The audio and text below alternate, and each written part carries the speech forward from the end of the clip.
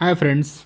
एक बहुत ही important topic आज हम डिस्कस करेंगे जिसका नाम है सिलीगुड़ी कॉरिडोर। अब क्यों इंपॉर्टेंट हो जाता है? क्योंकि जब से बांग्लादेश में इशू चल रहे हैं, हमारे रिलेशन थोड़े ख़राब हो रहे हैं बांग्लादेश के साथ, स्पेशली गवर्नमेंट टू गवर्नमेंट ही हो रहे हैं। मुझे नहीं लगता कि अभी तक पीपल टू पीपल उतने ख़राब हुए हैं, लेकिन फिर भी इस केस में सिलीगुड़ी कॉरिडोर जो यहाँ पे पॉइंट है हमारा, ये बहुत ही ज़्यादा इंपॉर्टेंट हो जाता है। इसके ऊपर डिस्कशन करना और इसका एग्ज़ाम पॉइंट ऑफ व्यू भी काफ़ी इंपॉर्टेंट है। साथ ही साथ ये हमारे लिए जियो पॉलिटिक्स के पॉइंट ऑफ व्यू से देखिए, इकोनॉमिक्स पॉइंट ऑफ व्यू से देखिए, या फिर स्ट्रेटजिक पॉइंट ऑफ व्यू से देखिए, आप किसी भी पॉइंट ऑफ व्यू से देखिए, ये सिलीगुड़ी कॉरिडोर हमारे लिए इंपॉर्टेंट है ही। लेकिन अब बांग्लादेश देखिए, बांग्लादेश पूरी तरह से हमारे ऐसा लगता है कि हमारा ही पार्ट है, पूरी तरीके से हमारे, है ना, तीनों साइड से हमसे ही घिरा हुआ है। चौथे साइड से तो बे ऑफ बंगाल है, तो तीनों साइड से हमसे ही घिरा हुआ है। तो कोई दूर से देखेगा, अगर यहाँ पे डिमार्केशन ना हो तो लगेगा पूरा इंडिया ही है। तब यहाँ पे समझते हैं कि सिलीगुड़ी कॉरिडोर हमारे लिए क्यों इंपॉर्टेंट है, कैसे इंपॉर्टेंट है। अब अगर यहाँ पे एक लाइन ऐसे बना दूँ मैं, तो देखिए आप, बांग्लादेश है और ये है हमारे 8 स्टेट। एक सिक्किम है यहाँ पे, ये है मेघालय, आसाम, अरुणाचल प्रदेश, और इधर नीचे के 3 स्टेट नागालैंड, मिजोरम, मणिपुर, त्रिपुरा। ये सारे के सारे 8 स्टेट सीधा कट हो जाते हैं। तो जैसे होती है ना, हम मुर्गी में जो गर्दन होती है, कि गर्दन से काट दिया तो 2 हिस्से हो जाएंगे, होता है ना ऐसा, क्योंकि उसके नीचे वाला पार्टी तो खाया जाता है। तो कहने का मतलब ये है कि ये मुर्गी की वो गर्दन है, ये मुर्गी की वो गर्दन है, पूरा का पूरा पार्ट। अगर इसको आप कट कर दोगे यहाँ से, इस पर्टिकुलर पॉइंट से अगर आप कट कर दोगे, तो पूरी मुर्गी की गर्दन अलग हो जाएगी। इसलिए इसको बोलते हैं चिकन स्नैक। अब इन गर्दन भी पतली होती है मुर्गी की, वैसे ही इसको भी आप देखिए तो इसका जो विड्थ है वो 20 किलोमीटर का है और लेंथ इसका 60 किलोमीटर का है। तो बहुत ही छोटा एरिया है। अगर इंडिया के जोग्राफिकल पॉइंट ऑफ व्यू से देखो, इंडिया के एरिया के हिसाब से देखो, तो बहुत ही छोटा एरिया है। साथ ही साथ इसका इम्पोर्टेंस क्या है भाई, यही एक तो है हमारे पास जिसके थ्रू हम नॉर्थ ईस्ट को कनेक्ट कर पा रहे हैं। बाकी क्या है? और ये ऐसा एरिया है जहाँ पे वो भी आप देखिए तो इस साइड से नेपाल आता है, इस साइड से भूटान आता है, नीचे बांग्लादेश है, इधर चाइना है हमारा। तो कहने का मतलब ये चारों साइड से तो इंटरनेशनल बॉर्डर से घिरा हुआ है, करेक्ट। तो कहीं भी कोई इशू अगर होता है तो ये एरिया बहुत ज़्यादा इंपॉर्टेंट हो जाता है। और हमारे लिए ये जो 7-8 ये जो 8 स्टेट है हमारे लिए, ये बहुत ही इंपॉर्टेंट है इस एरिया को कनेक्ट करने के लिए। यहाँ पे म्यांमार, थाईलैंड, लाओस, कंबोडिया और साउथ ईस्ट में जाने के लिए बहुत ज़्यादा इंपॉर्टेंट है। यहाँ पे इस बॉर्डर पे जो हमारा इनफिल्ट्रेशन होता है, यहाँ से इनफिल्ट्रेशन होता है, इधर से होता है, हम यहाँ से ही तो देख सकते हैं जाके। तो ये वाला पार्ट बहुत ज़्यादा इंपॉर्टेंट है पूरे नॉर्थ ईस्ट इंडिया को हमारी कनेक्टिविटी बनाए रखने के लिए, करेक्ट। इसीलिए इसको हम बहुत ज़्यादा स्ट्रेटजिक बोल रहे थे, यहाँ पे जियो पॉलिटिक्स बोल रहे थे, क्योंकि यहाँ पे ऑफकोर्स अदर कंट्रीज भी इन्वॉल्व हो जाती हैं। इकोनॉमिक्स इसलिए बोल रहे थे क्योंकि यहाँ पे इकोनॉमिक एक्टिविटी अगर इस एरिया में फ्लरिश करेंगी तो ऑफकोर्स सी बात है, तभी हमारे लिए बेनिफिटेड होगा ये। अब कैसे? अब देखिए ज़रा, इसको समझाने की कोशिश करता हूँ मैप से ही मैं। आपको पता होगा ये जो एरिया है ये बहुत ही पास है यहाँ पे भूटान के चुम्बी वैली से, बहुत ही ज़्यादा पास है। तो भूटान का जो चुम्बी वैली जो पॉइंट है, वहाँ पे एक एरिया था डोकलाम। 2017 का इशू है। डोकलाम पे चाइना ने सोचा कि मैं यहाँ पर सड़क बनाता हूँ। डोकलाम ऐसे एरिया है भूटान का, मतलब भूटान और चाइना के बीच में एक ना एक डिस्प्यूटेड वाला एरिया है, लेकिन क्लेम उसको भूटान ने कर रखा है। अब ऐसा था कि चाइना का, भाई हम बना रहे हैं, तुम क्यों आ रहे हो? लेकिन भाई भूटान के आसपास कुछ होगा और हमारे इधर बिल्कुल पास में आ जाओगे ना तुम सीधा, तो ऑफकोर्स हमारा कंसर्न तो है ही, यहाँ पे भूटान ऐसे बनता है ऐसे, तो यहाँ पे कहीं आता है वो, तो हमारे लिए बहुत बड़ा कंसर्न है वो। तो इसीलिए अब यहाँ पे चाइना बार बार अपना एग्रेशन दिखाता है। उसे पता है कि ये थोड़ा सा ही पार्ट है, यहाँ पे थोड़ा सा भी कुछ कर दिया, ये वाला एरिया हमने रोक लिया, सीधा हम लोग इसको हम डिस्कनेक्ट कर सकते हैं सीधा। इसीलिए आपको मैंने कुछ दिनों पहले सितवे पोर्ट के बारे में बताया था कि क्यों सितवे पोर्ट भी इंपॉर्टेंट हो जाता है। सितवे पोर्ट हम जिसके थ्रू हम म्यांमार को कनेक्ट करते हैं सीधा यहाँ पे, और म्यांमार के थ्रू हम ऊपर जा रहे हैं, मिजोरम तक कनेक्ट कर रहे हैं कालादान मल्टी मॉडल प्रोजेक्ट के थ्रू। हम म्यांमार के साथ, हम बांग्लादेश के साथ भी जो चट्टोग्राम पोर्ट है यहाँ पे आता है, वो वहाँ पे भी अपना एक बेस बना रहे हैं एक तरह से, कि जिसके थ्रू हम नॉर्थ ईस्ट इंडिया के साथ ईजिली कनेक्ट कर पाएँ। हमारे यहाँ पे ऑफकोर्स हम चाहते हैं कि हमारे पास मल्टीपल वेज हो यहाँ पे पहुँचने के लिए, सिर्फ यही वेज ना हो, हमने यहाँ पे अपनी एयरफोर्स डिप्लॉय कर रखी है। आप बागडोगरा यहाँ पे एयरबेस आपको मिलेगा, यहाँ पे हाशिमारा एयरबेस मिलेगा आपको, यहाँ पे हमारी आर्मी यहाँ पे डिप्लॉयड रहती। इतना ये इंपॉर्टेंट पॉइंट हमारे लिए बन जाता है, तो इसलिए इंपॉर्टेंट है। अब आपको समझ में आ गया होगा। साथ ही साथ हम लोग आपको पता ही है अरुणाचल वाला जो एरिया है, ये बोलता है ये साउथ तिब्बत है। आपको पता ही है चाइना बोलता है इसको, ये बोलता है भाई साउथ तिब्बत है। ये तो मानते ही नहीं है, जबकि पूरा का पूरा एरिया हमारा है। अब नहीं, यहाँ पे चाइना इस एरिया में डेवलपमेंट कर रहा है, तो डेफिनेटली हमारे लिए भी बॉर्डर डेवलपमेंट बहुत ज़्यादा इंपॉर्टेंट हो जाता है। तो आजकल हमारा जो प्रोजेक्ट है ना, बॉर्डर डेवलपमेंट के प्रोजेक्ट्स जो BRO डील कर रहा है, वहाँ पे हम ब्रिजेस बना रहे हैं। तो क्योंकि यहाँ पे हमारी एक बहुत बड़ी रिवर जाती है यार, उसका नाम है ब्रह्मपुत्रा, अपने आप में समुंदर है वो। तो डेफिनेटली हमारा पूरा फोकस है कि हम इस एरिया को बहुत अच्छे से डेवलप करें, जिससे यहाँ के लोगों का भी ट्रस्ट जीत पाए।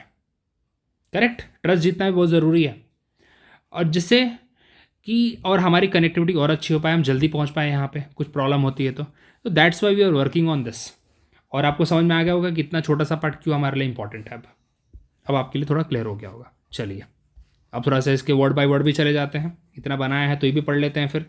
The corridor is the only land link between mainland India to the north east state. Of course ये बात यही इकलौता है, अदरवाइज हम कनेक्ट कैसे कर पाएंगे। बाकी और भी रास्ते हैं, लेकिन लैंड के थ्रू तो यही है बस। ट्रेड करना हो, ट्रांसपोर्टेशन के लिए, movement of goods and people के लिए ये सबसे बड़ा रोड लिंक यही है। बाकी तो हम नदी के रास्ते जा रहे हैं या बांग्लादेश के थ्रू होते हुए जा रहे हैं। नेपाल, भूटान, बांग्लादेश एंड चाइना आसपास हैं इसके भाई। Okay, it is the gateway to south east Asia under the act east policy. हमारा जो एक्ट ईस्ट पॉलिसी है ना, जिसके थ्रू हम यहाँ पे म्यांमार से, कंबोडिया से, लाओस से, वियतनाम से, ओके उसके नीचे मलेशिया, वो तो फिर हम नीचे चले गए, लेकिन इनके साथ जो यहाँ पे कंट्रीज है उनसे डायरेक्टली थाईलैंड से कनेक्ट कर पाते हैं, तो हमारा एक्ट ईस्ट पॉलिसी का पार्ट है। तो नॉर्थ ईस्ट एक तरह से ब्रिजिंग करता है एक्ट ईस्ट पॉलिसी में। सबसे बड़ा पार्ट यहाँ पे नॉर्थ ईस्ट है, क्योंकि नॉर्थ ईस्ट में अगर हम डेवलपमेंट करेंगे तो इसका मतलब समझिए कि हम ईस्ट से कनेक्ट हो रहे हैं बहुत आसानी से। तो नॉर्थ ईस्ट बहुत बड़ा यहाँ पे इंपॉर्टेंट स्टेट्स यहाँ पे रोल प्ले करने वाले हैं हमारे एक्ट ईस्ट पॉलिसी के लिए भी। ओके, जैसे आपको बता दूँ यहाँ पे हमारा जो बुद्धिज़्म है वो फ्लरिश करना चाहिए, मतलब बुद्धिज़्म के जो टूरिस्ट प्लेसेस है वो फ्लरिश करने चाहिए। इसलिए हम लोगों ने इस एरिया में इंक्लूडिंग सिक्किम एज वेल, हमने यहाँ पे एयरपोर्ट भी बना रखा है, क्योंकि हम चाहते हैं, क्योंकि जो साउथ ईस्ट की जो कंट्रीज़ हैं वो बुद्धिस्ट कंट्रीज़ हैं। हमारे यहाँ पे बुद्धिस्ट का बहुत बड़ा रिच कल्चर रहा है, तो एक हमारा कल्चर टू कल्चर कनेक्ट करने के लिए नॉर्थ ईस्ट बहुत बड़ा रोल प्ले करने वाले। गुवाहाटी आ सकते हैं वो लोग एयरपोर्ट से। तो ये तो चलो बात हो गई, मैं तो आपको अलग टॉपिक पे थोड़ा लेके चला गया, बट ये हमारे इम्पैक्ट है। ये नॉर्थ ईस्ट को अगर हम डेवलप करेंगे तो कैसे हम यहाँ पे ईस्ट वाली कंट्री के साथ कनेक्ट कर सकते हैं। चलिए अब आगे बढ़ते हैं, हमारा सिलीगुड़ी कॉरिडोर वेट कर रहा है। अब देखिए यहाँ पे चुम्बी वैली वाला पॉइंट आपको बताना, it is a transaction of China, Bhutan and India. बहुत बड़ा जियो पॉलिटिकल हॉटस्पॉट है। 2017 में इस इशू में आपको बताया मैंने। तो इसे कोई भी छोटा मोटा भी अगर डिस्ट्रप्शन होता है, जैसे मणिपुर में अभी वायलेंस हुआ था, डेफिनेटली एक बहुत बड़ा कंसर्न बन जाता हमारे लिए सिलीगुड़ी कॉरिडोर। अब इस एरिया में प्रॉब्लम क्या है भाई, ये तो सब चीज़ें हम देख ही रहे हैं। ह्यूमन ट्रैफिकिंग होता है इस एरिया में, ड्रग स्मगलिंग बहुत ज़्यादा होता है, क्योंकि म्यांमार क्या है, म्यांमार है भाई हमारा गोल्डन ट्रायंगल का पार्ट, जहाँ पे क्या बनता है, ओपीएम बनता है भाई, ओपीएम उगाया जाता है। ठीक है, म्यांमार, लाओस, वियतनाम, थाईलैंड एक गोल्डन ट्रायंगल का पार्ट है जहाँ पे ओपीएम का अच्छा खासा उत्पादन होता है। अब तो काफ़ी कम हो गया, लेकिन देन टू काफ़ी रोहिंग्या क्राइसिस इस एरिया में जब होता है तो हमारे लिए बहुत बड़ा कंसर्न बन जाता है सिलीगुड़ी कॉरिडोर।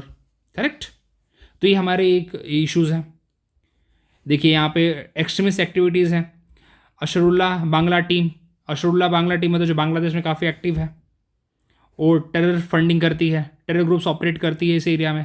ऑफकोर्स बांग्लादेश में करती है, लेकिन बांग्लादेश दूरी कितना है यहाँ से, ये देखिए बगल में तो है।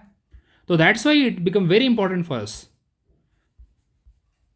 जियो पॉलिटिक्स आपको बता ही दिया मैंने। नेपाल भूटान में भी जो अगर एक्टिविटीज़ होती हैं, दैट्स वाई ये हमारे लिए इंपॉर्टेंट बन जाता है। वैसे भूटान काफ़ी पीसफुल है, लेकिन नेपाल अगेन थोड़ा सा टर्मोइल वाली सिचुएशन आ जाती है वहाँ पे।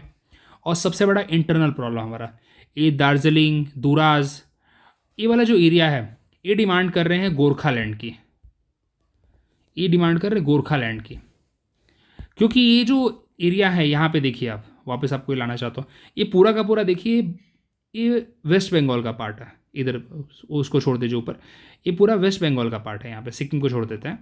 तो ये जो एरिया है ना, ये पूरा वेस्ट बंगाल का पार्ट आता है। और जो ऊपर वाला एरिया है यहाँ पे, जो सिलीगुड़ी कॉरिडोर वाला पार्ट है, जो दार्जिलिंग वाले पार्ट में आता है यहाँ पे, ये वाला जो है डिमांड कर रहे हैं कि हमें अलग होना है, बंगाल का पार्ट नहीं रहना है, क्योंकि लिंग्विस्टिक प्रॉब्लम है इनके साथ। ये नेपाली के साथ ज़्यादा कनेक्ट करते हैं, नेपाली लैंग्वेज बोलते हैं, जबकि ये बोलते हैं बांग्ला।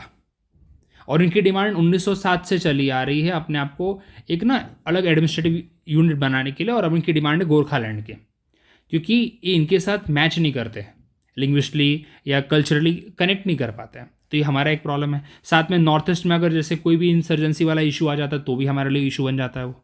तो that's why it is very important, correct. अब इसका हम क्या कर सकते हैं, यही है कि भाई हम अपनी एक्ट ईस्ट पॉलिसी को थोड़ा मजबूत करें, वहाँ पे इंफ्रास्ट्रक्चर बनाएं, और हम उसके ऊपर काम भी कर रहे हैं। तो ये इकोनॉमिक एक्टिविटीज़ को बढ़ाएं वहाँ पे, that is the only thing. Tourism को प्रमोट करें वहाँ पे, जैसा आपको बताया मैंने। So these things need to be done. वहाँ पे सशस्त्र सीमा बल डिप्लॉयड है, स्मगलिंग को, ट्रैफिकिंग को, टेरर एक्टिविटीज़ को कंट्रोल करने के लिए। हमारी आर्मी डिप्लॉयड है, एयरफोर्स डिप्लॉयड है उस एरिया में, लेकिन मेजर काम वहाँ पे बॉर्डर एक्टिविटी के लिए सशस्त्र सीमा बल को रखा हुआ है। तो डेफिनेटली दे आर वर्किंग।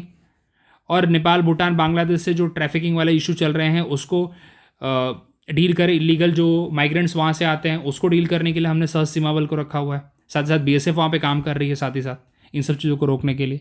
तो डेफिनेटली इंपॉर्टेंट हमारे लिए एक्सपेक्ट बन जाता है सिलीगुड़ी कॉरिडोर, चिकन स्नैक हमारे नॉर्थ ईस्ट की कनेक्टिविटी के लिए। और साथ ही साथ उसका एक ही हमारा अभी सॉल्यूशन है कि हम नॉर्थ ईस्ट में ज़्यादा से ज़्यादा डेवलपमेंट करें, जैसे कि हमारी कनेक्टिविटी वहाँ पे पहुँचे। ऑल्दो वहाँ पे डेवलपमेंट थोड़ा डिफिकल्ट इसलिए हो जाता है, रेनफॉल ज़्यादा होती है यार। अब तुम बोलोगे क्यों नहीं कर पा रही गवर्नमेंट, यार रेनफॉल इतना होता है, कितने प्रोजेक्ट जो चल रहे होते हैं बारिश की वजह से रोक देने पड़ते हैं। बारिश इतनी लंबी चलती है कि वो प्रोजेक्ट जो बनाया है, पुल बनाया है, वो बह जाता है। ये वहाँ पे प्रॉब्लम है, जो लोग अगर देखें तो उसको बिल्कुल लोग कनेक्ट कर पाएंगे। कितनी बार ऐसा होता है, वहाँ पे रेलवे बिछाने में इतना लंबा टाइम लग गया, रीज़न है उसके पीछे ज़रूर। तो डेफिनेटली अब गवर्नमेंट अपनी फंडिंग में बढ़ा दी है नॉर्थ ईस्ट के लिए, तो that's why government is trying best. और उसके पीछे यही सॉल्यूशन है कि वहाँ पे इंफ्रास्ट्रक्चर, इकोनॉमिक डेवलपमेंट ज़्यादा अच्छे से हो, और वहाँ पे जो इंटरनल इश्यूज़ हैं उसको गवर्नमेंट पीसफुली सॉल्व करे, एग्रेसिवली नहीं।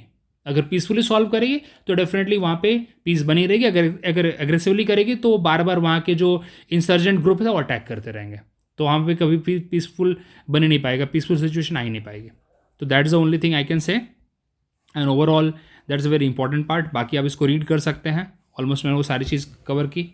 और बांग्लादेश, भूटान, नेपाल जो कॉरिडोर इस टाइम पे है, अब भूटान, बांग्लादेश तो अभी पता नहीं, थोड़ा बाहर ही चल रहा है, तो we can't rely on the Bangladesh right now. इसलिए ये समस्या हमारी और बढ़ गई है। और बांग्लादेश, हमारे जितने भी डील्स हमने साइन कर रखी थी, शेख हसीना गवर्नमेंट के साथ बोलता है सब उसको हम चेंज करेंगे। तो एक तरह से एक प्रॉब्लम वाली सिचुएशन वहाँ पे बनी हुई है। तो that's Y Siliguri corridor becomes more and more important and more hot topic हमारे लिए बन जाता है। तो बताइए कैसा लगा आपको वीडियो, और please like, share and comment. Thank you very much.